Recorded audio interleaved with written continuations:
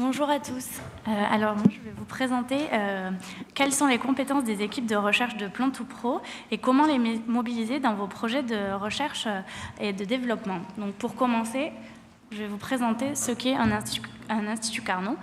Alors c'est un label d'excellence accordé par le ministère de l'Enseignement supérieur, de la Recherche et de l'Innovation à des groupements de laboratoires académiques et des instituts techniques pour deux critères. Leur excellence scientifique, premièrement, et ensuite leur habitude à travailler avec des partenaires socio-économiques pour réaliser des projets de recherche communs. L'objectif des instituts Carnot, c'est de promouvoir la recherche partenariale publique-privée. Alors, l'Institut Carnot Plan2Pro est le seul institut Carnot réservé aux productions végétales, car il y a des instituts Carnot sur toutes les thématiques, aviation, mathématiques, chimie. Notre Carnot regroupe 14 unités mixtes de recherche. C'est un Carnot porté par l'INRA, mais également 3 instituts techniques agricoles, donc l'IAV, qui travaille sur la production de vignes, Arvalis, l'Institut du végétal, avec principalement des travaux sur les grandes cultures, et les céréales, et Terrenovia, qui travaille sur les oléoprotéagineux. Alors, nos chercheurs, nous avons plus de 1800 personnels qui travaillent au sein de Plan2Pro et ils travaillent sur 3 axes thématiques. Premièrement, tout ce qui est génétique et sélection variétale, puis protection et nutrition des plantes avec un gros aspect sur les produits de biocontrôle, mais également tout ce qui va être système de culture et agriculture de précision. Donc, c'est ici qu'on va plus particulièrement parler de robotique. Pour nous, la robotique, on le travaille sur 2 thématiques. Donc, premièrement, sur le phénotypage au débit. Alors, le phénotypage, ça va être la caractérisation des plantes finement et avec une capacité à caractériser ces plantes de manière très rapide en utilisant les technologies numériques. Donc ces usages vont être plus pour les entreprises qui travaillent autour du monde agricole que pour les agriculteurs directement. On a aussi des chercheurs qui travaillent sur des robots pour réaliser des tâches agricoles, semis, désherbage, récolte. Maintenant, je vais vous prendre plusieurs exemples pour vous illustrer les travaux au sein de Plan2Pro. Donc, tout d'abord, je voulais vous parler de Phénotool.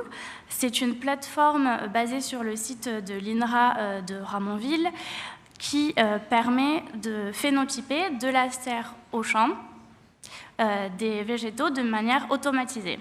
Donc, il y a 3 plateformes sur Phénotool. La première, c'est TPMP, qui est une plateforme totalement...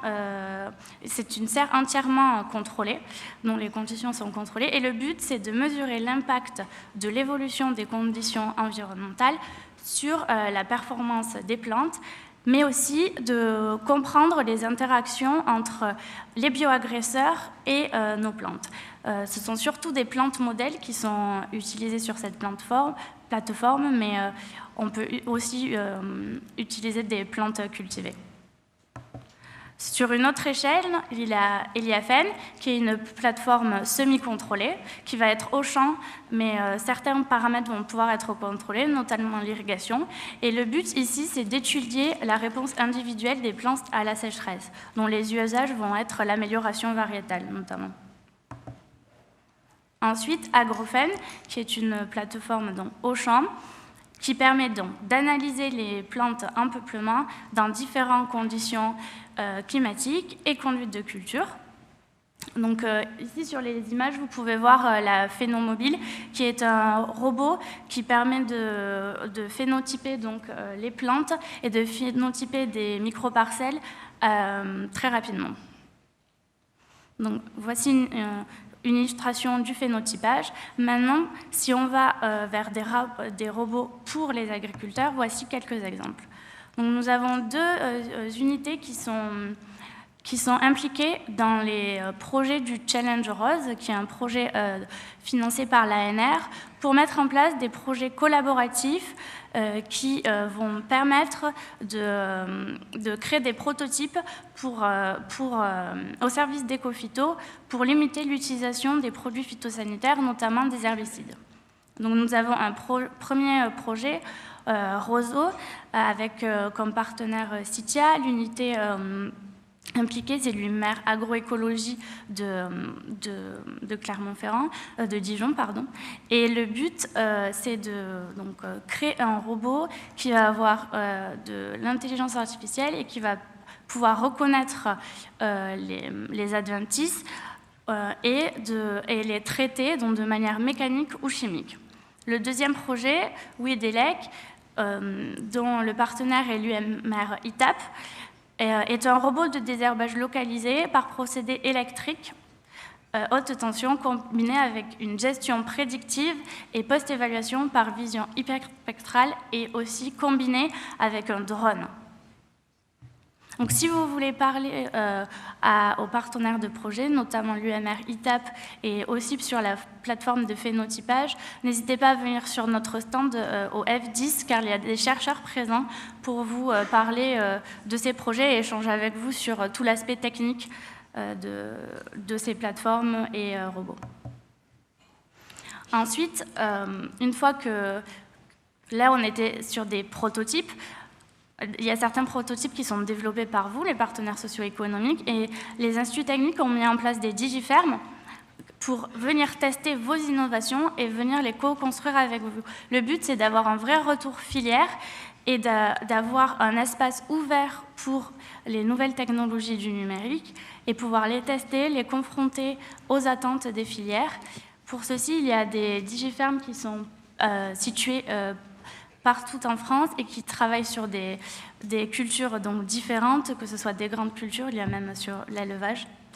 Et ils travaillent sur plusieurs thématiques, donc le pilotage tactique des productions agricoles, la digitalisation de l'agroéquipement, la stratégie de l'économie de l'exploitation digitale, la valorisation des data, et ils sont là pour tester des innovations, notamment en robotique.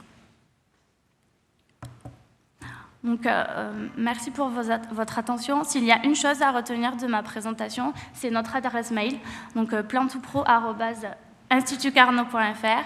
Le but de cette adresse, c'est vraiment nous, on est là pour répondre à vos besoins et pour faire le lien avec les experts et nos chercheurs qui sont experts dans la thématique dont vous avez besoin. Et on est là pour répondre à vos sollicitations et vraiment à vous mettre en contact avec nos chercheurs sur ces thématiques. Et on va retenir la grande qualité de votre présentation quand même. Allez, questions, je crois qu'il y a des questions. Il y en a une juste ici, au premier rang, de Pierre Compère.